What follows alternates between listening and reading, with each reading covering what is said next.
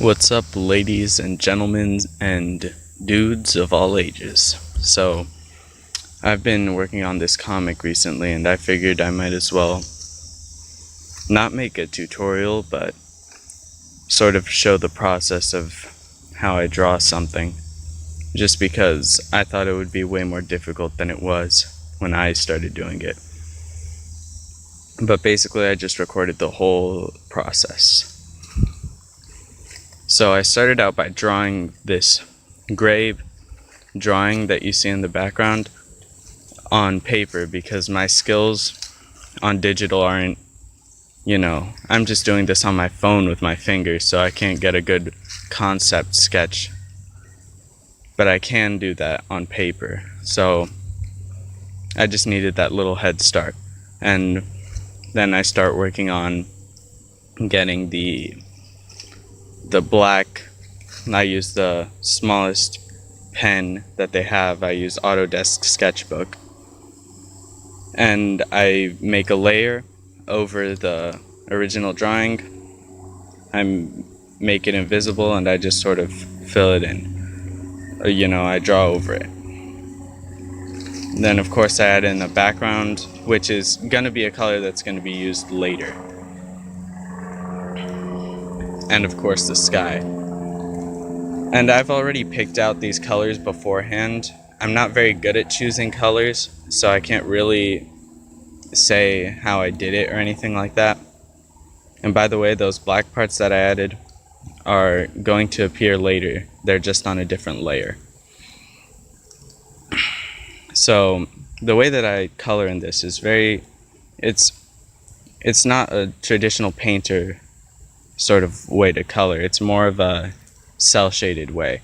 So what I do is I take large chunks and I shade them in one specific color, as you see here, and then I grab a darker color and I shade it in darker like that. And what it does is it's a really simple way to be able to color something in without having to go through different values and do all these painter things. Ignore me opening up Spotify here. I just didn't bother to edit it out. And you might notice that I am leaving some room on the hair and around the body that I didn't edit out or I didn't cut out. And I'm not perfect when I draw these, because since I'm doing a comic page pretty much every day, really I have to measure out how much it's worth to pick out that tiny obscure detail and try to get it perfect. And usually it's also a good practice in getting things right the first time, because if you get something right the first time and you get good at really getting things right the first time and not using the undo or the eraser as much, then what you'll realize is that you just get better as an artist overall.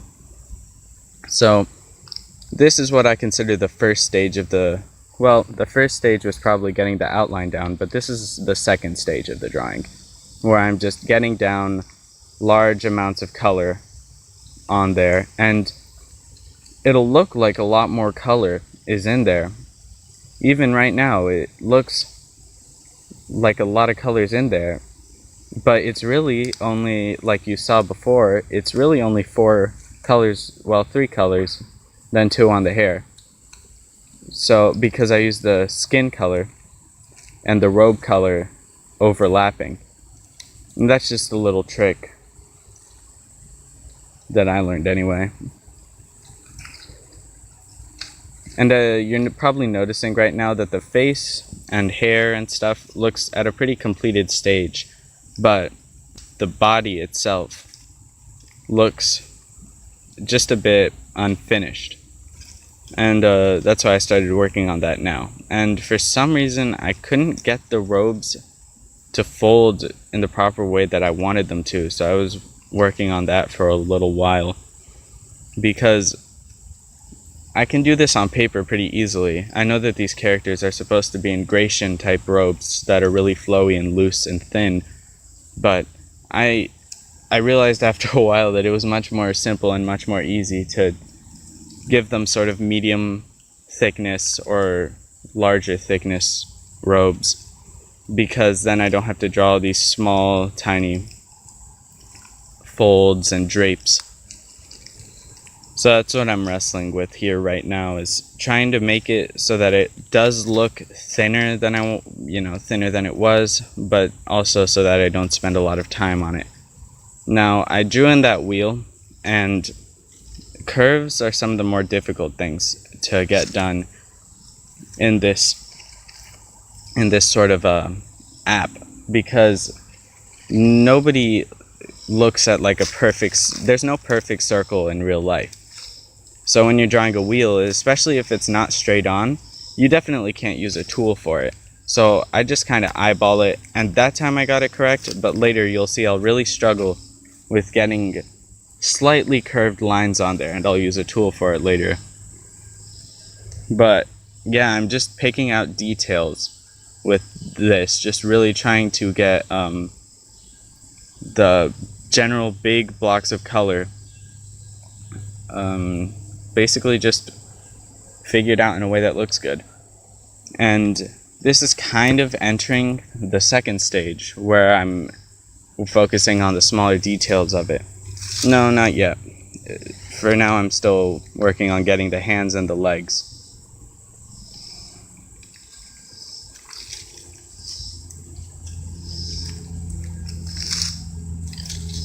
And you might have noticed that I pick colors from this drawing that I've worked on before, and really you just get into a rhythm with working on these, because you really depend on having done it before and improving on the previous drawing or the previous whatever.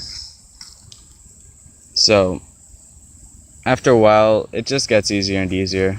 Initially it was a very big, difficult task to work on, and you might notice by now that I have a lot of layers, and I probably have about 7 for each panel that I work on pretty much. And it's so much easier if the app that you're using allows for you to have multiple layers, to not be squirming about using a low amount of layers. Like, use as many layers as possible. Put your lines on a different layer than your base layer of coloring, then your shading layers of coloring, and maybe put your hair and your skin and your robes on different layers, and the wheel on a different layer. And later, when I go into the 4th stage of the drawing, when I get thicker line art in there, that's when which seems like it's gonna happen after I get this wheel proper. When I go into that stage, I'll make a new layer for that as well. So here I'm just messing around with this wheel because I know that the hand is on there incorrectly, but it looks good right now. And the fact is that when I make this comic, I'm mainly making it for myself, so I don't really care if the details are pretty off.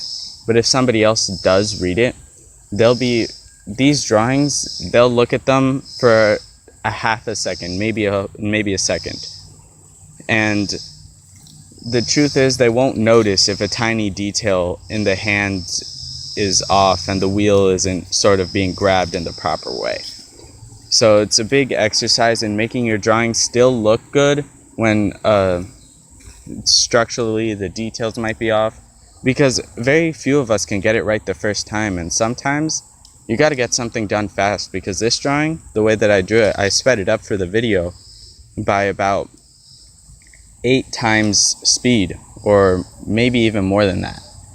And the truth is, it took me 3 hours, more than that actually, to make just this simple drawing. So if you're spending 3 hours on a drawing that people are going to look at for a half a second, then it doesn't really matter how good the details are structurally, because this isn't your practice, this isn't your studying. This is you performing, you know? And performing in a very specific way. So these nubs, I don't know what to call them, on the wheel right here, like I kind of messed up on them a little bit, but they look decent enough. So I'm not going to bother to fix them, because if I get it decent looking the first time and in a way where it's not going to structurally mess up the rest of the drawing, then I'll be fine.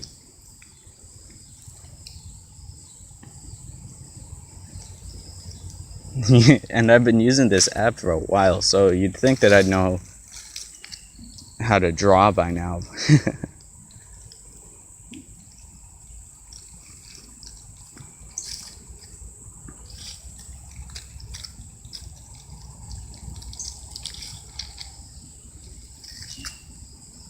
And it's the small details like these. And you notice that what I'm doing is I'm putting general big shading over areas so that I don't have to worry about that much over the shading, because you saw how long that took for me to get in the hand and get the proper the top area of the wheel there placed in the hand, just using, you know, the pencil tool. So imagine if I had to go in there and build up values and shading and stuff, and it's so much simpler to just use this method where you use, I don't want to call it the paint bucket, but you basically use the paint bucket and fill in large areas.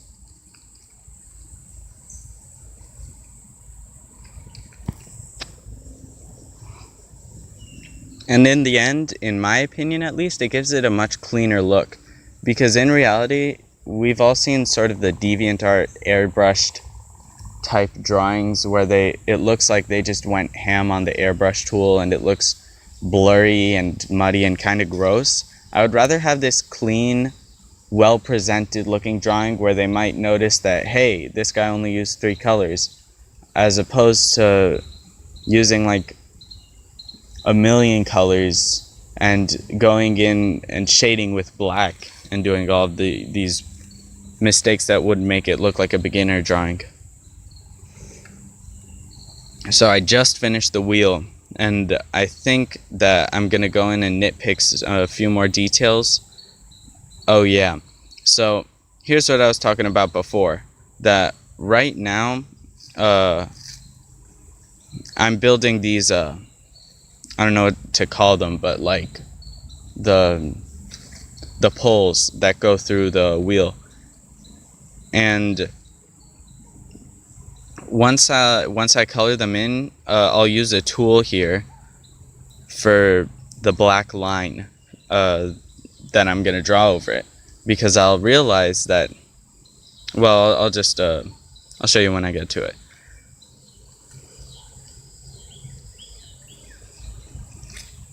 And notice how it's definitely not perfect, and I'm just gonna leave it that way, because nothing in real life is perfect. But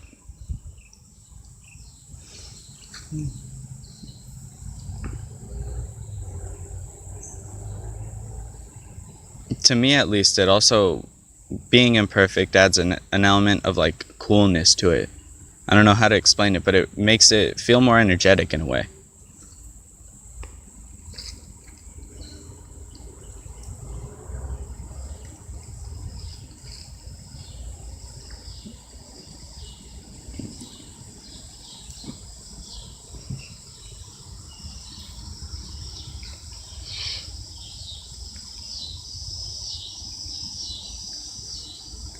Now this drawing's starting to come together. You're starting to see a completed drawing here.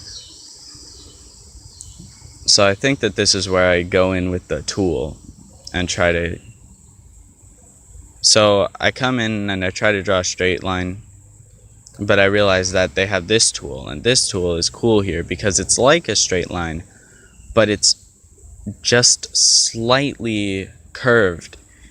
So you see that, and what it does is it makes these slightly curved lines so that you can get away with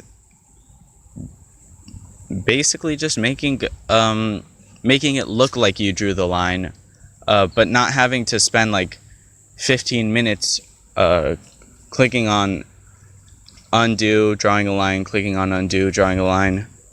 And also, it kind of adds an element of volume. When you see that line right there, the fact that it curves in a sort of a rigid way, a more structured way, it kind of makes it look a bit 3D without being, perfect.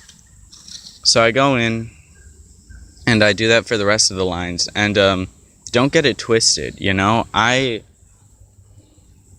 I said before that, it won't take a long time, but really this took a while. You have to, I did this all in one sitting pretty much, a 3-hour drawing session, but sometimes it really is brutal. You're just going down, getting all the details proper. And it's sometimes like when you're playing a video game and you're trying to get like a really rare drop from an enemy or something like that.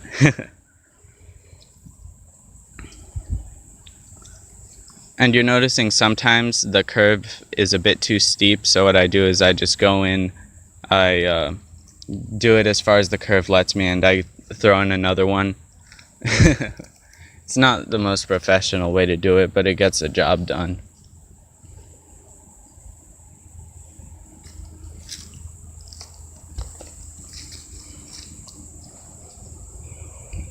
Oh yeah, and it's much easier to, if you find your own angles, and this goes for traditional drawing as well, your hand, if you're right-handed, left-handed, you're always going to have a specific angle that a line will come out way straighter if you draw from it. So I like to keep my angles in mind, and sort of on the phone it's much easier because you don't have to physically turn it upside down, but it's still something to keep in mind.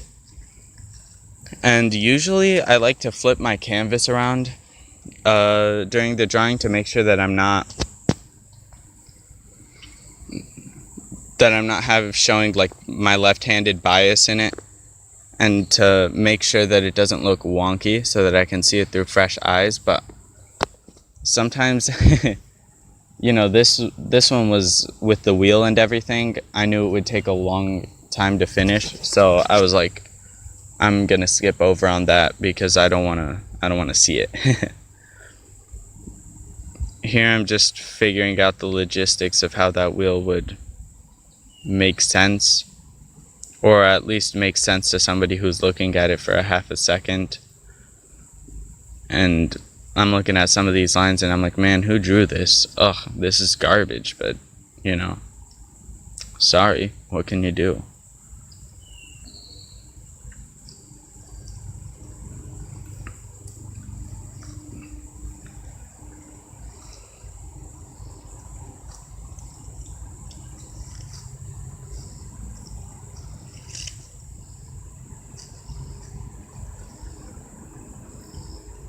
And because of the specific shape of this line near the bottom, I decided not to use the curve tool for this.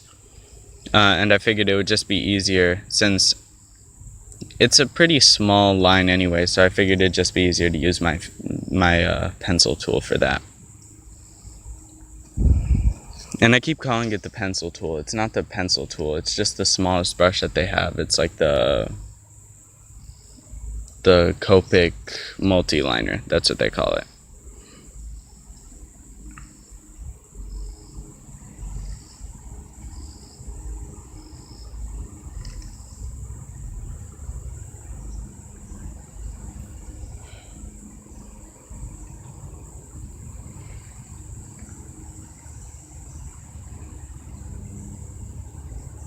Oh yeah, and for the eye color, here's a little tip to just push whatever color you're using for the skin to slightly more saturated, or slightly less saturated and slightly more bright or more white.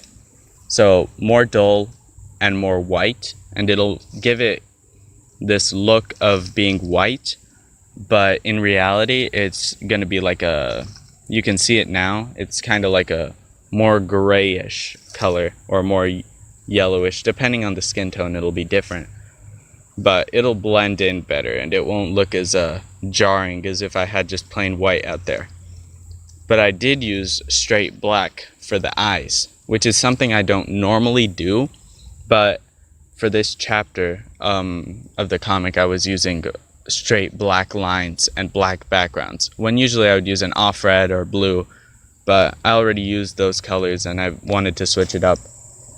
But I wasn't going to use yellow or green or something like that. So I went with.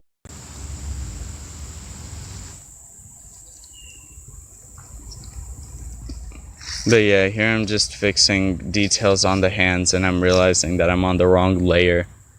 And, you know, it happens. It's a trade-off. You want to use a bunch of layers so that you don't accidentally have to erase something when you're doing big blocks of color like that. But it's hella annoying when you have to constantly switch between them. And you can even catch it when it's this fast.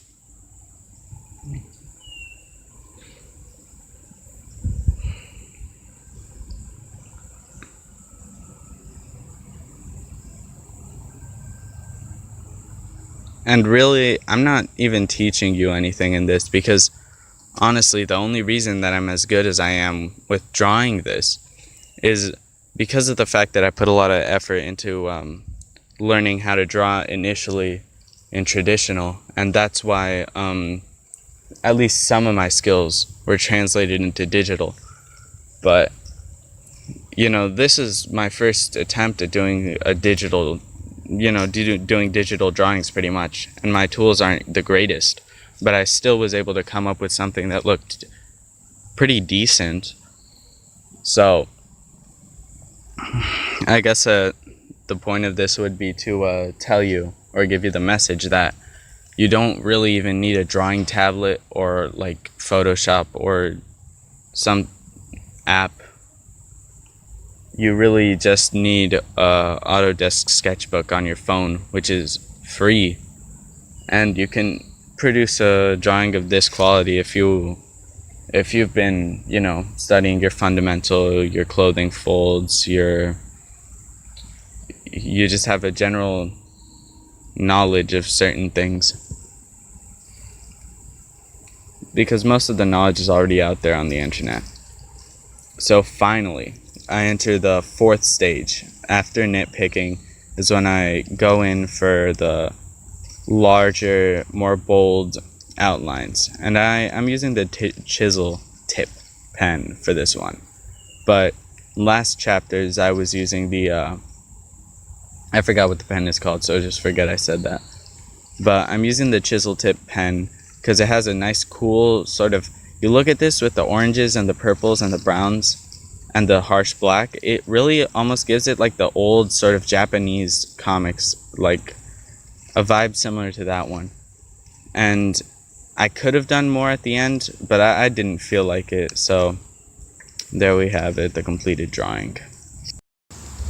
Now, if I were to redraw this drawing, there might have been things that I'd done different, and I might have added some more lines in there that were darker. But to be honest, I felt like the one black outline was enough to give it sort of the pop that it needed.